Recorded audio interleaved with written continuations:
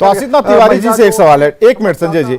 आशीष तिवारी, आप लोग पकड़ क्यों नहीं पाते? आशीष जी, आप तो पत्रकार भी रह चुके हैं और ऐसे पत्रकारों की एक बड़ी जमात भी होगी जो कि कांग्रेस को रास्ता भी दिखा सकती है कि देखिए सर बाहर क्या चल रहा है। तो क्या इन चीजों को, जिसे कहा जाता है कि बीजेपी ने इन्हें समझा लिया, बीजेपी ने इनके दिमाग को पलट दिया, परख लिया, उन्हें बहका दिया, तो ये काम जब यही परिपाटी चल निकली है तो क्या आप लोग इस रास्ते पर क्यों नहीं है? उस टेक्नोलॉजी का इस्तेमाल क्यों नहीं कर रहे हैं? आप अगर उसी रास्ते पर हैं लेकिन बीजेपी उन चीजों को पहचान जाती है और आपके चश्मे में वो दिखाई नहीं देता, ऐसा क्यों? ये कमजोरी क्यों है?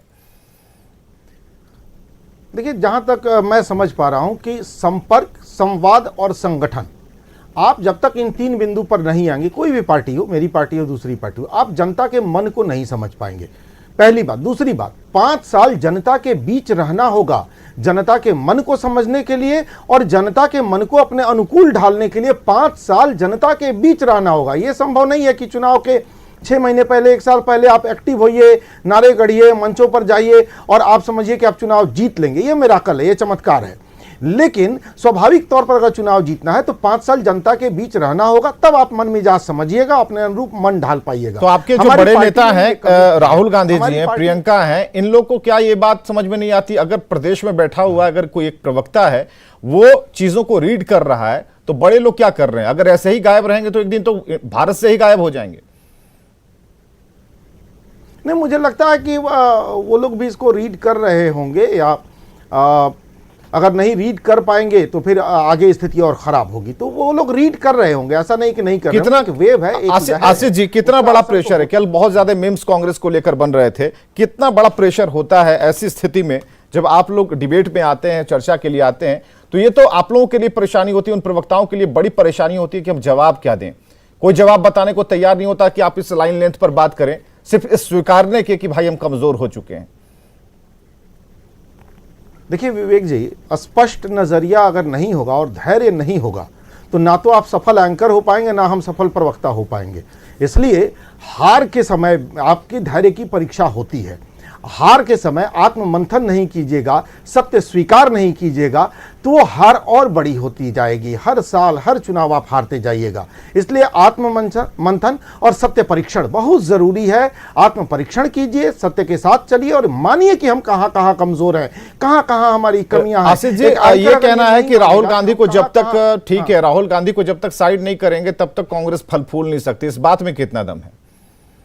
नहीं, ये नहीं कहना है। राहुल गांधी जी को साइड करने से आप नहीं फल फूल जाइएगा। ये तो कांग्रेस में एक परिवारवाद वाला लग जाता है ना ठप्पा, तो लोग चाहते हैं अगर उससे मुक्ति मिल जाए तो मेन फ्रेम में लड़ लेंगे। मेरी बात सुनिए ना विवेक जी। हाँ, आप किसी को भी पार्टी का अध्यक्ष बना दीजिए, लेकिन कार्यकर्ता से संपर्क और संवाद नहीं होगा, बूथ लेवल पर कार्यकर्ता सशक्त नहीं होगा, बूथ लेवल पर कार्यकर्ता सक्रिय नहीं होगा, तो कोई भी अध्यक्ष कुछ नहीं कर पाएगा। जरूरी क्या है कि जो स्थानीय लीडरशिप है, जो राज्य स्तर का लीडरशिप है, जो जिला स्तर का लीडरशिप है, जो ब्लॉक लेवल का लीडरशिप है, ये इनका कोऑर्डिनेशन हो और पंचायत स्तर के लीडरशिप से इनका संवाद स्थापित हो। इसकी बड़ी कमी हो गई है। राष्ट्रीय अध्यक्ष गांव-गांव राहुल गांधी जी से पिछली बार आपकी कब बातचीत हुई थी? लाखों लोग होते हैं। पिछली बार आप लोगों से राहुल गांधी ने कब संपर्क किया? राहुल गांधी जी से नहीं, ये 1 साल से भी कम समय हुआ है। मुझे याद तो तारीख नहीं आ रही है, लेकिन जहां तक मुझे याद है कि अभी 1 साल भी पूरा नहीं हुआ है और मैं ही दिल्ली गया था और हमारी वहां मुलाकात कुछ पलों के लिए हुई थी और उन्होंने कुछ समझा भी था, बिहार के बारे में जाना समझा था। लेकिन अकेले मैं रिपोर्ट नहीं देता हूं ना, बाकी लोग भी रिपोर्ट देते हैं और अध्यक्ष को सबकी रिपोर्ट पढ़नी पड़ती है। आपको ऐसा लगता है कि ऐसे कार्यकर्ताओं की कांग्रेस में जरूरत है जो ग्राउंड पर रियलिटी को टेस्ट करे? आपने मिट्टी देखा है, मिट्टी को बचपन में चाटा है, तो ऐसे नेताओं की जरूरत है जो मिट्टी का स्वाद, मिट्टी की परख वही बता पाएंगे जो उससे खेले हैं, उसे उन्होंने महसूस किया है। अब हम दिल्ली में एसी रूम में बैठकर चलें और इससे अलग एक बात, हाँ, मैं इससे अलग एक बात कह रहा हूं। हाँ, जिला स्तर और प्रखंड स्तर पर ऐसे नेताओं की जरूरत है हाँ, जो कार्यकर्ताओं को समझ सकें, कार्यकर्ताओं से संवाद करें, कार्यकर्ताओं से संपर्क करें। कार्यकर्ता हैं, आप जिला और प्रखंड स्तर के नेताओं को देखिए, वो जो ग्राम स्तर के, मोहल्ले स्तर के कार्यकर्ता हैं, उनसे संवाद ही नहीं रखते हैं। तो जब तक आप ये नहीं रखिएगा, आप किसी को राष्ट्रीय अध्यक्ष बना दीजिए, वो सफल नहीं होगा। नवल जी, वहां जरूरत है, वहां काम करने की जरूरत नवल जी है। हमारे साथ है। नवल जी, एक चीज तो तय है कि नेतृत्व में बदलने से कुछ नहीं होगा। कांग्रेस के प्रवक्ता ये कह रहे हैं, यहाँ ये कह रहे हैं कि जो बॉन्डिंग होनी चाहिए वो बॉन्डिंग ही नहीं है। तो जो बॉन्डिंग नहीं है तो 2024 वाला जो रास्ता क्लियर है एनडीए के लिए, बीजेपी के लिए, वो तो समझे ना कि सटीक है। आप विवेक, आप बहुत ही सम्मानित एंकर हैं। एक सलाह देता हूं, वर्षों से आपके साथ, आपने डिबेट का विषय बदल दिया। डिबेट का विषय कांग्रेस नहीं है। कांग्रेस की चर्चा होगी क्योंकि कांग्रेस की भूमिका रही, लेकिन पूरे डिबेट को एक दिन अलग से कांग्रेस पर करें तो शायद बेहतर होगा। सवाल आज रास्ते में सर, जो इलेक्शन हुआ, माफ कीजिएगा नवल जी, बहुत सम्मान के साथ, रास्ते में कांग्रेस ही है। अगर राष्ट्रीय पार्टियों की बात करेंगे तो कौन है बीजेपी के सामने? कांग्रेस। और तब कांग्रेस पर जी, तो कांग्रेस अगर हिम्मत हो तो नेतृत्व बदले। इनकेपेबल, अक्षम नेतृत्व, सर्वनाश भाग, हिम्मत है कांग्रेस में तो हटा दे। आज कांग्रेस का नेतृत्व 3 व्यक्ति तक सीमित है, यह सच है। कांग्रेस के प्रवक्ता की अपनी सीमा है, लेकिन पत्रकार की सीमा नहीं होती, एनालिस्ट की सीमा नहीं होती। दुखद सच है, सोनिया जी पुत्र और पुत्री, चौथा कोई व्यक्ति नहीं है। और सोनिया जी में तो नेतृत्व क्षमता थी, मैं इसको मानता हूं, लेकिन इनके बच्चे, लड़के और लड़की में 0 नेतृत्व क्षमता है। बिहार का नेतृत्व सर्वनाश की स्थिति में है। जो अध्यक्ष हैं प्रोफेसर हैं, मैं उनका व्यक्तिगत रूप से सम्मान कर सकता हूं। एक आदमी को इंस्पायर नहीं कर सकती, ना नेशनल लीडरशिप इंस्पायर कर सकती, ना लोकल लीडरशिप इंस्पायर कर सकती। क्या होगा इस संगठन का असर?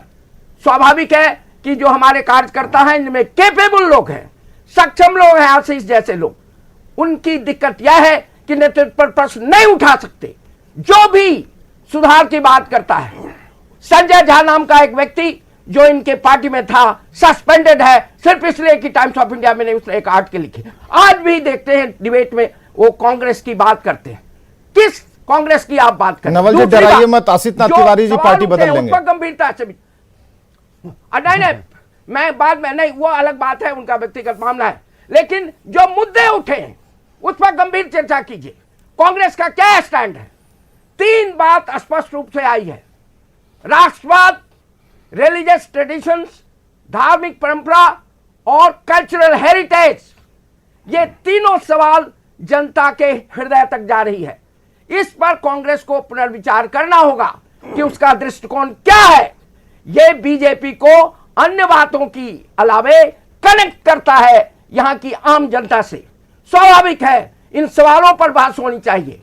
जहां तक लाभार्थी वगैरह का प्रश्न है, वो तो आप जान रहे हैं, कांग्रेस में भी वेलफेयरिज्म हुआ है, कांग्रेस ने इसकी शुरुआत की है। लेकिन ये जो 3 बड़े सवाल हैं, उसमें कहीं न कहीं ऑपोजिशन पार्टी बिल्कुल प्रोफेसर नवल किशोर चौधरी जी, ये जो आज की डिबेट है, इसको, इस क्लिप को हम टैग करेंगे राहुल गांधी जी को। प्रोफेसर नवल किशोर चौधरी, वरिष्ठ पत्रकार हमारे साथ, संजय कुमार जी हैं, कांग्रेस के प्रवक्ता आशीष तिवारी जी हैं हमारे साथ, बीजेपी के प्रेमरंजन पटेल जी थे, और ये टैग करेंगे। अगर बात समझ में आ जाएगी उन्हें तो ज्यादा अच्छा रहेगा, और ये जरूरी भी है क्योंकि एक मजबूत विपक्ष होना जरूरी है। लड़ेंगे, लेकिन जीतने के लिए लड़िए, कहीं कोई दिक्कत नहीं है। बहुत बहुत शुक्रिया।